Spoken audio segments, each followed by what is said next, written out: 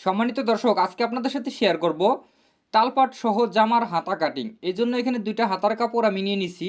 এখানে শোল্ডারের শিরের জন্য 1/2 ইঞ্চি কাপড় নিতে হবে। নেওয়ার পরে ওইখান থেকে হাতার লম্বা মাপটা নিতে হবে। তো লম্বা মাপটা নেওয়ার পরে এখানে সুন্দর করে দাগ টেনে নিতে হবে। মুহুরি সেলাইয়ের জন্য যে কাপড়টা এটাও নিতে হবে।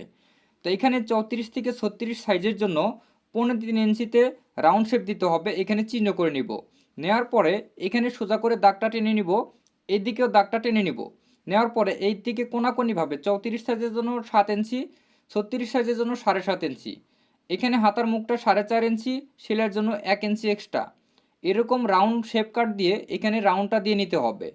এভাবে রাউন্ডটা দেওয়া হয়ে গেলে এখানে বগলের এখানে সুন্দর করে এভাবে রাউন্ড শেপ দিয়ে নিতে হবে। তো এখন দাগে দাগে সুন্দর করে হাতাটা সর্বপ্রথম কাটিং করে নিতে হবে। তারপরে কিন্তু আমাদের এই হাতায় তালপাট কাটিং করতে হবে। কিভাবে তালপাট কাটিং করতে হবে দেখলে খুব সহজে